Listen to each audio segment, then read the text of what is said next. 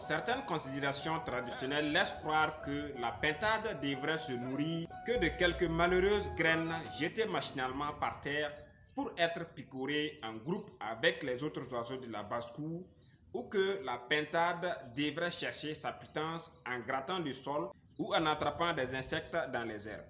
Comme on le dit chez nous, c'est bien, mais c'est pas arrivé. Cette manière de faire, certes, permet à la pintade de vivre, mais ne peut la permettre de se développer convenablement.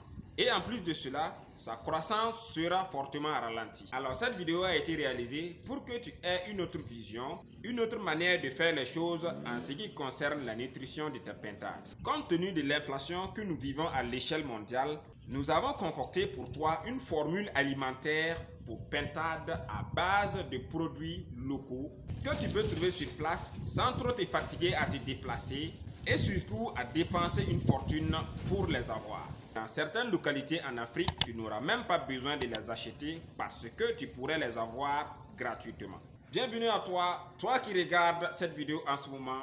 Mes salutations à tous les abonnés de la chaîne Volaille Business Rentable, nouveaux comme anciens. C'est toujours avec le même plaisir renouvelé que je te retrouve dans cette nouvelle vidéo pour parler d'élevage rentable. Si tu viens de découvrir cette chaîne à travers la vidéo que tu es en train de regarder, sache qu'ici c'est la formation en élevage, une formation que nous dispensons sans filtre afin que de bout en bout, tu puisses attraper les astuces et techniques nécessaires pour qu'un jour, tu puisses devenir un leader dans le domaine. C'est en ce sens que je te demande de cliquer juste sur abonner en bas de la vidéo, d'activer la cloche de notification pour ne plus être en marge de nos vidéos formatrices absolument gratuites. Aussi, n'oublie pas d'être généreux à ton tour. Partage aussi.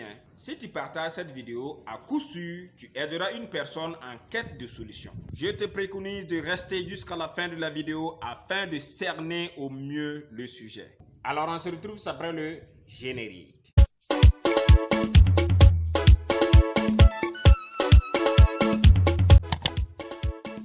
Sans plus tarder, nous voici dans le vif du sujet. Comme je le disais plus haut dans la vidéo, avec l'inflation mondiale, le coût de tous les intrants, sans exception sur le marché, a flambé, de sorte que c'est difficile chez tout le monde, même chez les éleveurs. C'est pour cela que nous avons concocté une formule alimentaire adaptée aux pintades avec des produits du terroir vraiment locaux pour te permettre de t'en sortir et de rentabiliser ton élevage. Pour ce faire, nous allons aller sur la base de 100 kg d'aliments. Notez bien, les pourcentages que je donne ici équivalent au poids en kilogrammes. Pour cela, tu auras besoin de 55% de maïs ou de mil.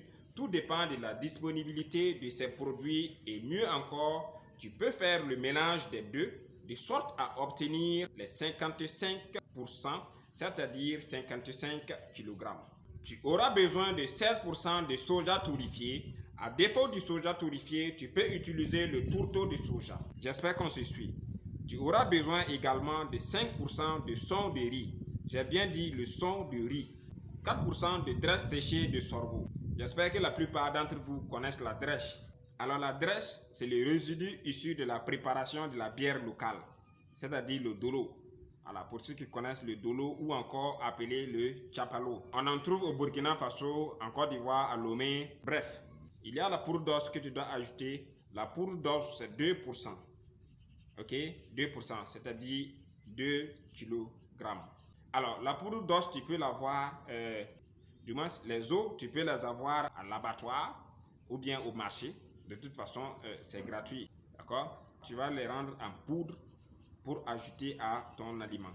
Il y a enfin les feuilles séchées de moringa que tu dois ajouter 10%. 10 g de feuilles séchées de moringa. En poudre, bien sûr. Alors, le moringa, il est préférable d'utiliser la variété Oleifera. Alors, le moringa Oleifera en poudre.